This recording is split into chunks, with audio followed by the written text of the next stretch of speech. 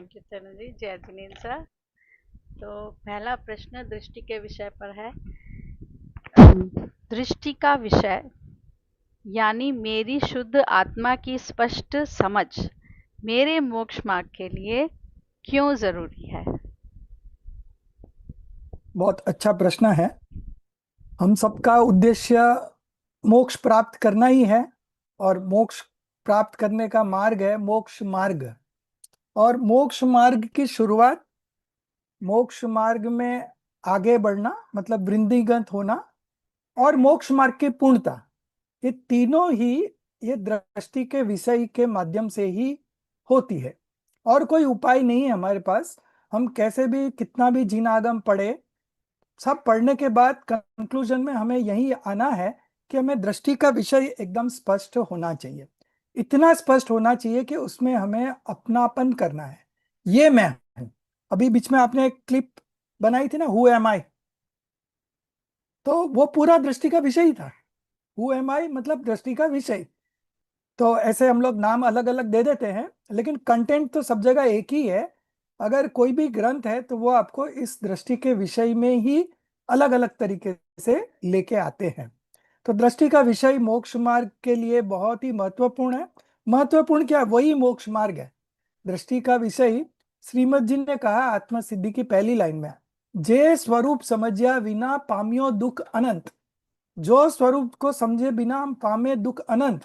तो वो स्वरूप समझना है, अपना स्वरूप समझना है। तो अपना स्वरूप वही है दृष्टि का विषय। दृष्टि मतलब श्रद्धा, बिलीफ। ठीक है, हम लोग दृष्टि में बहुत बार देखने की बात कर रहे हैं, ऐसी बात नहीं है। यहाँ दृष्टि मतलब श्रद्धा। ठीक है, तो पहले तो शब्द का ही थोड़ा मीनिंग चेंज हो जाता है, तो बाकी बाकी की चीजें क्लियर हो जाती है। तो दृष्टि का विषय मतलब श्रद्धा का विषय, बिलीफ का विषय मतलब किसमें हमें अपनापन करना। अनादि से स्टोरी क्या है कि हमने पर्याय में अपनापन कर रखा है। ठीक है, और पर्याय तो एक समय की होती है, वो चेंज होती रहती है। तो कभी हम कषायों पे अपनापन करते हैं, कभी शरीर पे करते हैं, कभी संयोगों पे करते हैं। हमारे पास मल्टीपल ऑब्जेक्ट्स है अपनापन करने के लिए, सिवाय एक आत्मा, है ना। तो वो चीज हमें यहाँ जिनवाणी के माध्यम से पता चलती है कि भाई there exist another identity, that is I am my self, pure soul, है ना। हम अपने को डॉक्टर, इंजीनियर, जो भी नाम है नाम से, पोस्ट है तो पोस्ट से, है ना, ऐसे बहुत सारे परिचय अनादि से हम करते आए हैं। लेकिन ये एकत्व विभक्त भगवान आत्मा की बात हमने न कभी सुनी है, न उसका परिचय किया है, और न जो जानते हैं उनकी सेवा की है। तो ये थोड़ा दुर्लभ लेकिन दुर्लभ होने पर भी कठिन नहीं है, सबसे सरलतम है ना। बाकी सब चीजें तो क्या है कि जैसे शरीर, तो शरीर में नहीं हूं और हम ये मान रहे हैं, तो उसमें तो बहुत मेहनत है। जो चीज हम है नहीं, जो असत्य चीज है, असत्य चीज को प्रूव करने जाओ तो आपको और 100 झूठ बोलने पड़ेंगे, है ना। लेकिन ये तो सत्य चीज है, इसको सिंपल आपको स्वीकार करना है ना। ये मैं हूं, ये ऐसा स्वीकार करना है। लेकिन वो स्वीकार करने में भी बहुत मेहनत है। क्यों मेहनत है? क्योंकि वो हमारे अनादि काल के जो अध्यास है, भ्रम है, विपरीत मान्यता है, उसको तोड़ने का ही जो समय लगता है वो लगता है। बाकी जो चीज है वो तो बहुत सरल है। 8 साल का बच्चा भी वो एक्सेप्ट कर लेगा, अगर उसके पास प्रायर कोई इनहिबिशंस ना हो तो वो भी एक्सेप्ट कर लेगा, है ना। तो बात तो बहुत सरल है। लेकिन जिनवाणी चारों अनुयोग में विभाजित है, और हर एक अनुयोग का अलग अलग कहने का स्टाइल है। तो वो सब स्टाइल से निकलते हुए हमें इस दृष्टि के विषय में आना है। टोडरमल जी को जब पूछा गया कि कौन सा अनुयोग पहले पढ़े, कौन सा बाद में, तो बोला ऐसा कोई नियम नहीं है। आप अपनी जीवन के जिस मोड़ पे खड़े हो, वहां जो अनुयोग आपको उचित लगता है वो पढ़ो। तो वहां तो ऐसा उत्तर दिया 8वें चैप्टर में। लेकिन 7वें चैप्टर में एक जगह किया कि जो बाकी 3 अनुयोग है उससे प्रयोजन की सिद्धि नहीं होती है। प्रयोजन की सिद्धि द्रव्यान योग से होती है, और द्रव्यान योग का मुख्य विषय है ये दृष्टि का विषय। तो बहुत सुंदर विषय है, पूरा जीवन भर का हमारा होमवर्क है ये दृष्टि का विषय, है ना। जितनी इसके गहराई में जा सको वो जाओ, उतना आपको मजा आएगा। पूरा एकदम पैरेलल चल रहा है। जितनी जितनी आपकी अ, अ, दृष्टि के विषय में क्लैरिटी, उतना उतना आपको मजा। और जितना जितना आपको मजा, उतना उतना आपका ज्यादा उत्साह, ज्यादा प्रायोरिटी, ज्यादा मतलब पूरी सब चीजें इससे ही कनेक्टेड है। तो ठीक है, बहुत बैकग्राउंड हो गया हमारा। अब हम विषय पे चलते हैं, दृष्टि का विषय। ठीक है, तो एक हम जो 8 नए पढ़ते हैं, उसमें एक 8 नंबर का नई है, परम शुद्ध निश्चय नए। परम शुद्ध निश्चय नई का विषय है, ये दृष्टि का विषय, भगवान आत्मा। आचार्य अमृतचंद्र देव ने ये टर्म कॉइन किया, भगवान आत्मा। कहाँ पे? गाथा नंबर 72 पे। ठीक है, 72 पे जाके टीका में आचार्य अमृतचंद्र देव ने भगवान आत्मा ये शब्द यूज किया, और उससे वो बहुत पॉपुलर हो गया। और स्वामी जी ने तो 45 बरस समय सार पे ही, मतलब सोचो 19 बार जाहिर सभा में प्रवचन, और एक एक बार का 1.5 1.5 साल चलता था। तो सोचो कितना घुट के पिया होगा। तो उन्होंने बहुत ही इसको और पॉपुलराइज कर दिया। तो आज हमारे पास जितनी भी रौनक है, जितनी जिनवाणी है घर घर पे, वो सब कहे तो अभी वर्तमान में स्वामी जी का ही श्रेय जाता है। तो उन्होंने बहुत अच्छे से ये समय सार को एक्सप्लेन किया घर घर, मतलब इतनी जिनवाणी छपाई, मतलब जो भी कुछ हुआ बहुत जबरदस्त काम हो गया। नहीं तो ये निकृष्ट काल, पंचम आरा, उतरता काल, टोडरमल जी बोलते हैं अध्यात्म की चर्चा करने वाले बहुत विरले हैं। उनको एक पत्र आ गया तो वो इतने खुश हो गए। और हमारा इतना सौभाग्य है कि हम रोज इसका सुन रहे हैं, पढ़ रहे हैं, समझा रहे हैं। तो मतलब कोई एक अद्भुत फेज पे हम आ गए हैं लाइफ के, कि जहां हमें ये बहुत सरलता से उपलब्ध है। अभी हमारा पुरुषार्थ ये रहेगा कि इसको हमें साधना है, साधना है, तो हमें अच्छे से समझना है। ठीक है, तो 8 नंबर का नई जो है, परम शुद्ध निश्चय नई। ठीक है, पहले हम उसकी थोड़ी व्याख्या कर देते हैं।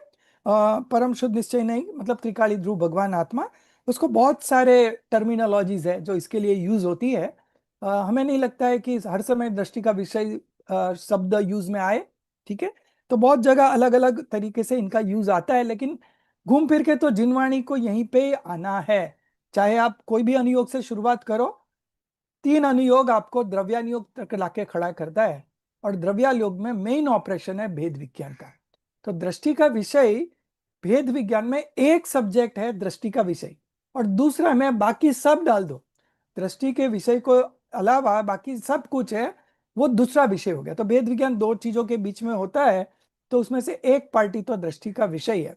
तो इस ओर से भी दृष्टि का विषय भेद विज्ञान के लिए, आत्मानुभव के लिए और आगे बढ़ने के लिए सब जगह, गुणस्थान का जो आरोहण है वो भी दृष्टि के विषय के माध्यम से होता है।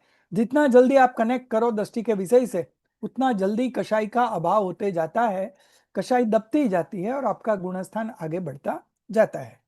तो इसके अलग अलग नाम देखते हैं पहले।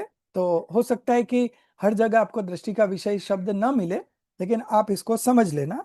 त्रिकाली ध्रुव भगवान आत्मा जो बहुत पॉपुलर है, भगवान आत्मा शब्द। अनंत गुणों का पिंड, अनंत शक्तियों का संग्रहालय, फिर अनंत धर्मात्मक और अनंत स्वभाव मुक्त। तो गुण को 4 शब्दों से विभाजित करते हैं, गुण, शक्ति, धर्म, स्वभाव। ठीक है, तो यहाँ सभी चारों हमने ले लिए।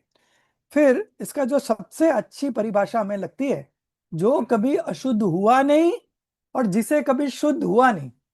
ये शब्द बोलते ही जिसे कभी शुद्ध होना नहीं, ये शब्द ही इतना रिलैक्स करने वाला है कि हम जो है सो है, हमें कुछ करना नहीं है। जो है सो है उसको ही रियलाइज करना है। मतलब आपके पास चेक है, आपको चेक को बैंक में डालना है, कमाना नहीं है। कमा के सब प्रोसेस होके आपके पास चेक तो आ गया है, प्रॉफिट का चेक आ गया है। अब खाली आपको बैंक में डाल के एंजॉय करना है। इतनी सारी बात यहाँ सब में आ जाती है। जो कभी अशुद्ध हुआ नहीं और जिसे कभी शुद्ध होना नहीं, ऐसा मैं हूं। ठीक है, तो मेरे माथे पे अभी कुछ चैलेंज रहा नहीं, क्योंकि जो कभी अशुद्ध हुआ ही नहीं ना, पहले से ही मैं शुद्ध हूं।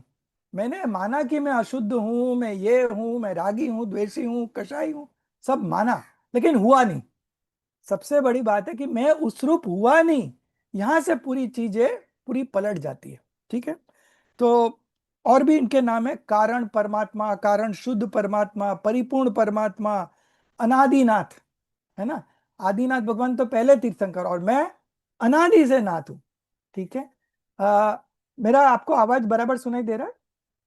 ठीक है। मेरा थोड़ा इंटरनेट कनेक्शन इधर उधर हो रहा है, तो आप बता देना मेरे को। ठीक है। फिर है बना बनाया भगवान। बनना नहीं है, बना बनाया भगवान है, उसको स्वीकार करना है, बस इतनी सी बात है।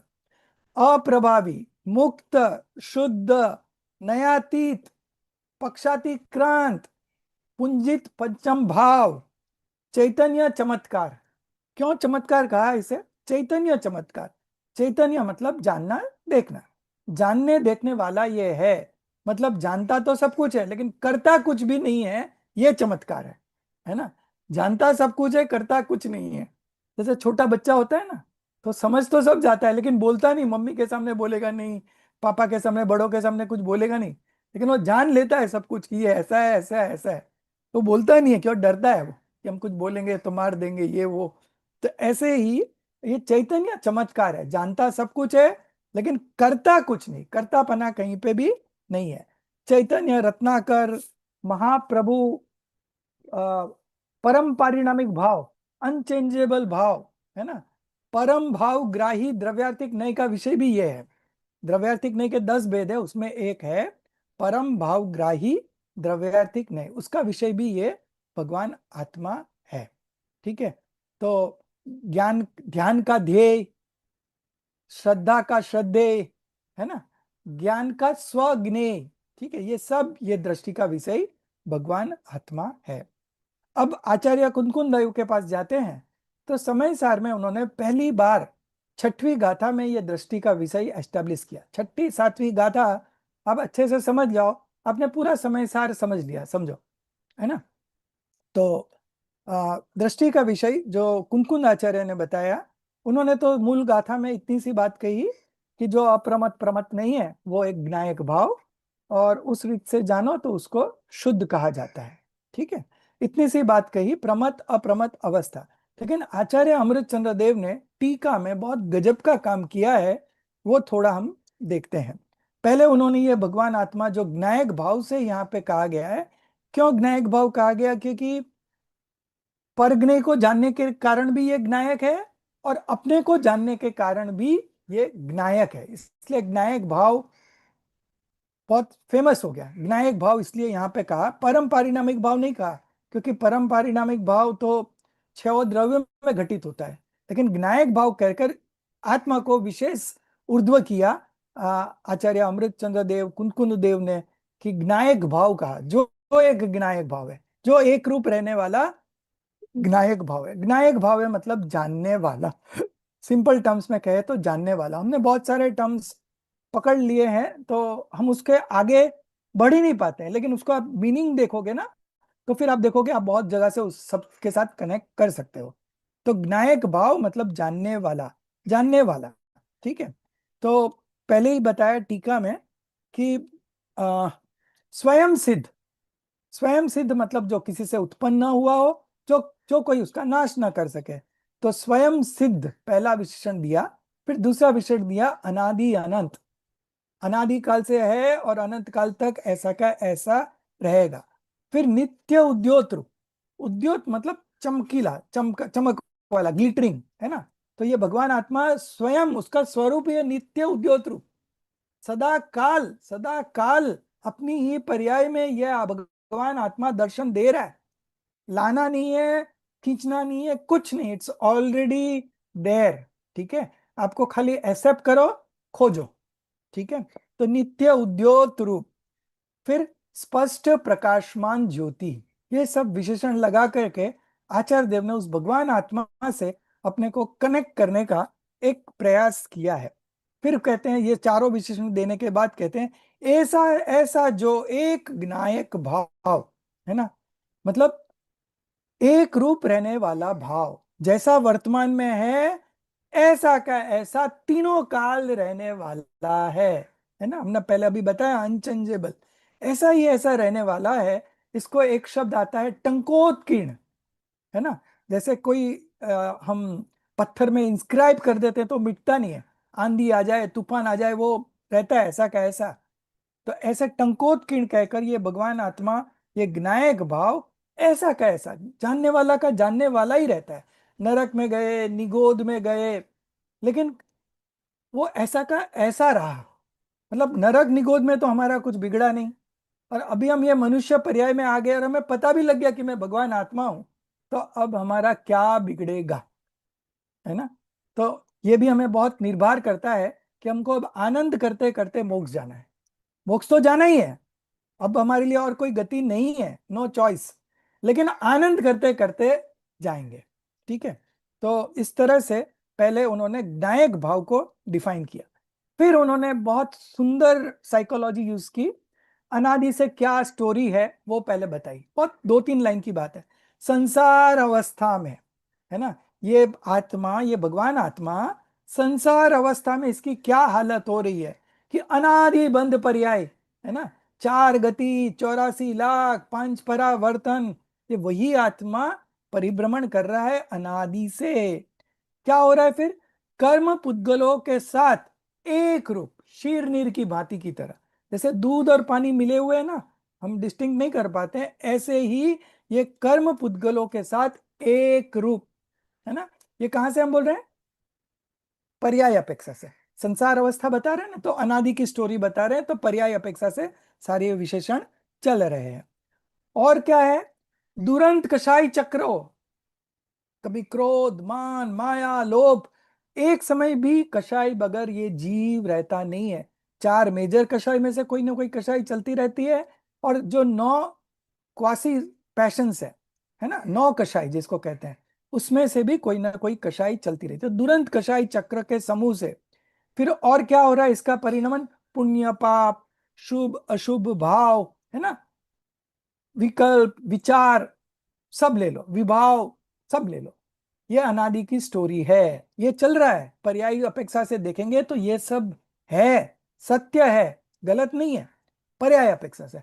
फिर आचार्य ट्विस्ट करते हैं बात को, मोड़ लाते हैं। अब देखो, स्वभाव की अपेक्षा से, निश्चय की अपेक्षा से, स्वभाव की अपेक्षा से, द्रव्य की अपेक्षा से देखा जाए तो उनके स्वभाव, उनके मतलब ऊपर जो डिफाइन करके आए ना इतनी सारी बातें, संसार अवस्था, अनादि बंध पर्याय, है ना, उनके स्वभाव रूप नहीं हुआ।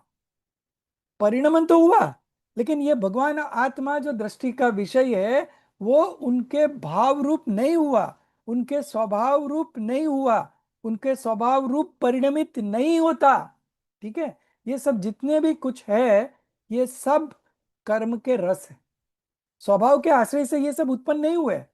ये सब जो उत्पन्न हुए हैं, ये विभाव है, एक ही कैटेगरी इसका विभाव है, और इनके स्वभाव रूप परिणमित नहीं होता। ये तो हुए, भाव तो हुए हैं, लेकिन उनके स्वभाव रूप ये भगवान आत्मा उस रूप नहीं हो गया है। यहाँ भेद विज्ञान छुपा है, यहाँ अपने को हथौड़ा मारना है ये बात से। उनके स्वभाव रूप नहीं हो रहा है, इसलिए शुद्ध कहलाता है। ठीक है। फिर उन्होंने कारण बताए। पहला बताया कि ज्ञायक भाव से जड़ भाव रूप नहीं होता। ठीक है।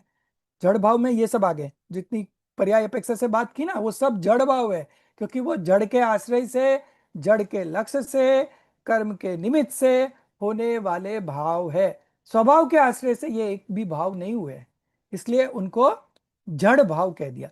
न्यायिक भाव से जड़ भाव रूप नहीं हुआ, उस भाव रूप नहीं हुआ। फिर दूसरा कहा, प्रमत अवस्था रूप नहीं होता, मतलब ये गुणस्थानातीत है, नयातीत है। ठीक है।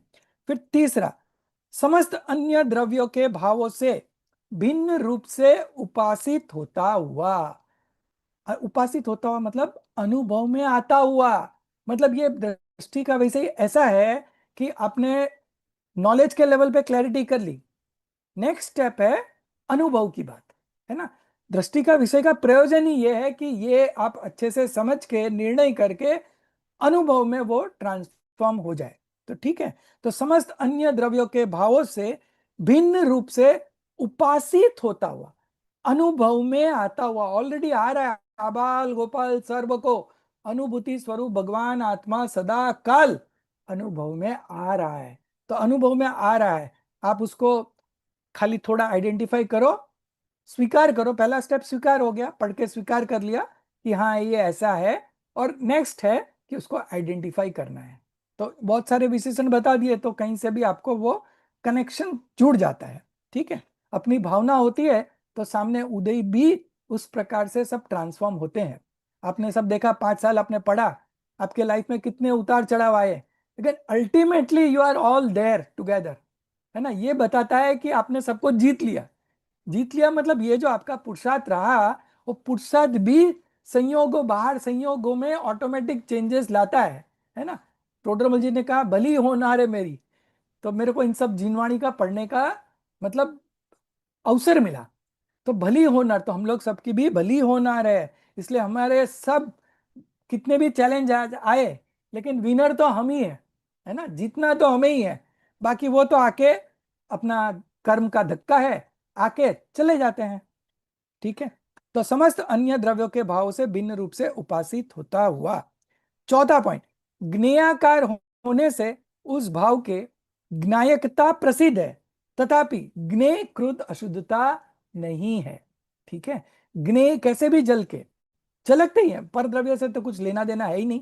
हम ज्ञायक है और वो सब ज्ञेय है। ठीक है, वो ज्ञेय है तो मैं ज्ञायक हूं। ठीक है, दोनों अलग अलग एंटिटी है। अब ज्ञेय जो है पर ज्ञेय, वो सब हमारे ज्ञान में झलकते हैं, हमारे ज्ञान में उसकी इमेजेस आती है।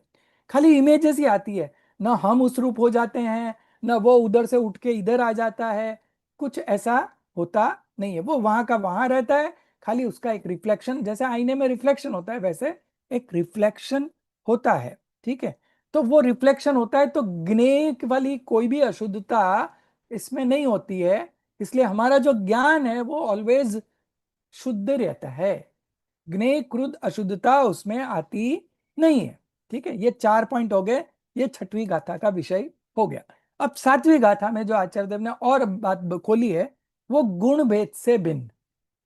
मेरे में ज्ञान है, दर्शन है, सुख है, वीर्य है, प्रभुता है, विभुता है, ये सब गुण तो है ना। तो क्या हाँ है, लेकिन तो इस गुण भेद में ही अटका रहेगा तो भी दृष्टि के विषय तक नहीं पहुंचेगा। ठीक है, इसलिए गुण भेद से भी भेद विज्ञान कराया सातवीं गाथा में। गुणों के विस्तार भेद में जाने से विकल्पों की उत्पत्ति होती है। ठीक है, किसको होती है?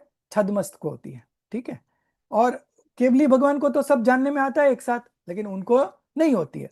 लेकिन छद्मस जो होता है उनको विकल्पों की उत्पत्ति होती है, विकल्प राग है, राग की उत्पत्ति होती है।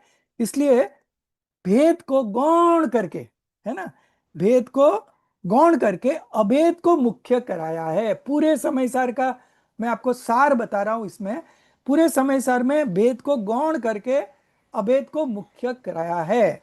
ठीक है, क्यों? कि अनादि से जो पर्यायी दृष्टि है उसको छुड़ाना है और द्रव्य दृष्टि कराने का प्रयोजन है ना। तो पूरा समय सार प्रयोजन परक लिखा गया ग्रंथ है। ठीक है, तो इस तरह उसको आपको समझना है। तो ये हो गए 5 विशेषण। अब ये 5 विशेषण में 4 व्यवहार नहीं आ गए। देखो, जब प्रमत अप्रमत अवस्था रूप नहीं हुआ तो तीसरा नहीं आ गया, उपचरित सद्भूत व्यवहार नहीं। फिर जब बोला समस्त अन्य द्रव्यों के भावों से, तो 1 नंबर 2 नंबर आ गया। ठीक है, फिर कह दिया गुण भेद से भिन्न, तो 4 नंबर आ गया। तो चारों व्यवहार नहीं का निषेध हो गया और सीधे आप पहुंच गए 8 नंबर पे, जो दृष्टि का विषय है। ठीक है, इसको और भी डिफाइन किया। द्रव्य क्षेत्र, सातवीं गाथा की बात चल रही है अभी, द्रव्य क्षेत्र काल भाव से अखंडित है ना। ये सातवीं गाथा में डॉक्टर साहब ने बहुत अच्छा खुलासा किया है, स्वामी जी के प्रवचन के रेफरेंस से बहुत अच्छा वहां पे खुलासा किया है, जो पढ़ने लायक है। तो ये जो दृष्टि का विषय है वो गुण भेद से तो भिन्न है, वो बात हो गई। फिर बताया कि वर्तमान पर्याय, वर्तमान पर्याय इस दृष्टि के विषय में शामिल है कि नहीं। ठीक है, ये मेन चर्चा थी सातवीं गाथा की टीका के माध्यम से। तो वहां पे एक शब्द आया कि अनंत पर्यायों को एक द्रव्य पी गया है ना। ये शब्द आचार्य अमृत चंद्र देव के उस टीका में है। मानो अनंत पर्यायों को एक द्रव्य पी गया होने से, तो पर्याय शब्द आया ना, तो अपने को लगता है कि वर्तमान पर्याय इसमें है कि नहीं है ना। यहाँ तो लिखा है कि अनंत पर्याय को पी के गया, तो अनंत पर्याय के 2 आपको अर्थ समझने हैं। अब ये थोड़ा टेक्निकल है, अगर हमें ये शब्द नहीं पता होगा तो हम कैसे उसको आइडेंटिफाई करेंगे कि ये पर्याय का अर्थ यहाँ है? तो पर्याय को एक शब्द आता है समभावी पर्याय। समभावी पर्याय का अर्थ होता है गुण। तो पर्याय, अनंत पर्याय को पी गया, मतलब एक तो गुण हो गया, दूसरा गुण भेद। गुण भेद भी नहीं बचा ना अनुभूति में, तो इसलिए गुण भेद का भी निषेध हो गया। ठीक है, तो इसलिए अनंत पर्यायों में एक तो गुण गुण भेद लेना है, दूसरा अनंत पर्यायों में भूतकाल की पर्याय और भविष्य काल की पर्याय, वर्तमान पर्याय को छोड़ देना है। वर्तमान पर्याय तो स्वयं दृष्टि का विषय को लक्ष्य कर रही है, उसको विषय बना रही है। तो वर्तमान पर्याय तो विषय ही है, वो दृष्टि के विषय को विषय बना रही है। ठीक है, तो वर्तमान पर्याय छोड़ के भूतकाल की पर्याय कहां से आई? द्रव्य में से आई, और अपना संस्कार दे करके वो पर्याय वापस द्रव्य में पारिणामिक भाव रूप से रह जाती है। इसके लिए उदाहरण दिया, समुद्र में जैसे वो आते हैं लहर, और वो लहर आकर के वापस समुद्र में समा जाती है। ऐसे प्रत्येक पर्याय द्रव्य में से ही आती है। पर्याय द्रव्य गुण, गुण पर्याय का पिंड कहा ना द्रव्य को, तो पर्याय द्रव्य में से ही आती है, कहीं बाहर से तो नहीं आती। तो वो पर्याय द्रव्य में से आती है, अपना संस्कार देती है और वापस पर्याय में वापस द्रव्य में समा जाती है। ठीक है, तो अनंत पर्यायों को पी गया, उसमें भूत और भविष्य की पर्याय भी हम डाल सकते हैं। ठीक है, तो इतनी बात हो गई। अब एक बात बता रहा था, लास्ट बात जो बतानी है इसके बारे में, द्रव्य क्षेत्र काल भाव से अखंडित है ना। वर्तमान पर्याय को तो शामिल किया ही नहीं है, क्योंकि वर्तमान पर्याय स्वयं दृष्टि के विषय को विषय बना रही है, इसलिए वो उसमें शामिल नहीं है। बहुत क्लियर हो जाना चाहिए कि वर्तमान पर्याय ही हमारे पास अभी जो है, जिसमें हमें ये इसका लक्ष्य करना है। ठीक है, वर्तमान में लक्ष्य करना है, इसलिए वर्तमान पर्याय उसमें शामिल नहीं है। ठीक है, अब जो द्रव्य क्षेत्र काल भाव से अखंडित, तो द्रव्य क्षेत्र काल भाव से हम त्रिकाली ध्रुव के विशेषण देखें तो सामान्य, ठीक है, अभेद, नित्य और एक। वहीं पर्यार्थिक में से देखेंगे तो विशेष, भेद, अनित्य और अनेक। ठीक है, वो अभी हम छोड़ देते हैं, अभी हम खाली इधर द्रव्य स्वभाव की ओर आते हैं। तो सामान्य, अभेद, नित्य, एक। अब जो नित्य कहा काल की अपेक्षा, वो नित्य में पर्यायों का जो फ्लो है ना, पर्यायों के अनुस्यूति से रचित प्रवाह, प्रवाह, उस प्रवाह को ध्रुव कहा है। उस प्रवाह से, उस प्रवाह को लेकर के उसको ध्रुव कहा, और उस अपेक्षा से काल से अखंडित है। ठीक है, काल से अखंडित है इसका मतलब वर्तमान पर्याय नहीं लेना है। काल से अखंडित है मतलब वो फ्लो जो है पर्याय का वो कांस्टेंट चलते रहता है। तो एज ए फ्लो देखोगे तो आपको वो कांस्टेंट दिखेगा। ठीक है, तो वो पर्यायों के अनुचित रचित प्रवाह वो लेना है नित्य में।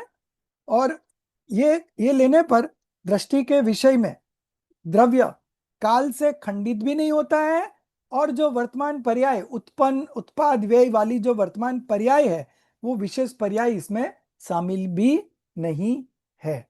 तो ये एकदम प्रॉपर आपकी अंडरस्टैंडिंग हो गई दृष्टि के विषय में। ठीक है, इतना ही रखते हैं, बहुत हो गया, और भी कुछ है विषय तो, लेकिन इसको ये प्रश्न को अपन यहीं रखते हैं। बाकी आप पूरा समय सार इस एंगल से स्टडी करना। आपको जगह जगह पे छठी सातवीं में बताया, फिर 12वीं गाथा में बताया, फिर 13वीं 14वीं 15वीं में बताया, 19 में बताया, फिर जाके 31 32 33 में बताया। फिर ऐसे करके जगह जगह पे आचार्य देव बारंबार बारंबार इस दृष्टि के विषय में ही आपको ला रहे हैं। आप एक साइकोलॉजी देखोगे पूरे ग्रंथ की, मूल मूल गाथा पढ़ोगे तो आपको ये ऑब्जर्व में आएगा। ठीक है, तो इतनी बात रखते हैं। बाकी ये कला है प्रमाण के द्रव्य, प्रमाण का द्रव्य में से दृष्टि का विषय अपने को निकालना आना चाहिए। जैसे छाछ में से मक्खन निकाल लेते हैं ना, तो ऐसे ही प्रमाण, प्रमाण में ओवरऑल कुछ भी गौण नहीं है, सब मुख्य है। उसमें से आप एक चीज को मुख्य करके बाकी सबको गौण, अभाव नहीं। ठीक है, ये तो नयो का है। तो वो दृष्टि का विषय इस प्रकार निकाल के हर परिस्थिति में, हर भेद विज्ञान के क्षण में आप यहाँ कनेक्ट हो सकते हो। इसको एकदम पक्का कर दो, फिर आपको एक ही प्ले करना है, वो चैनल कुछ और चलेगी, आपको रिमोट से चैनल को चेंज कर देना है। तो आप ये चैनल पे आ जाओगे, द्रव्य स्वभाव के चैनल पे आ जाओगे, वहां डीप जाओगे, वो कहाँ मतलब विलोप हो जाएगा उसका, कहाँ छू हो जाएगी वो बात, वो पता ही नहीं लगेगा। 2 मिनट पहले आप इतनी तीव्र कषाय के मूड में थे, और 2 सेकंड में ऐसा हो जाएगा कि आपको कुछ कषाय उत्पन्न ही नहीं हो रही है, क्योंकि आप इस मजे में चले गए ना। तो वो इस तरह आपको स्विच ऑन करते रहना है चैनल। जब भी लाइफ में, डे टू डे लाइफ में आपको कभी भी कोई इश्यूज आएंगे, तो जनरली क्या होता है कि कुछ ऐसे चीज आ जाती है कि जो अपने ज्ञान से हटती नहीं है। हटती नहीं, कुछ चीज ऐसी होती है अपने लाइफ में, निकटवर्ती कनेक्टेड पर्सन से कुछ अचंबा हो जाता है, तो you you are not able to meet that, वो जो सिचुएशन फेस करने के लिए आप तैयार नहीं होते हो। लेकिन प्रैक्टिस कर करके ये चैनल चेंज करना आप सीख जाओगे, तो आपको वो उसी सिचुएशन में आप इजीली चेंज कर पाओगे। बाहर में बहुत कुछ होगा, लेकिन अंदर में आप एकदम मस्त रहोगे। ठीक है, इतना ही।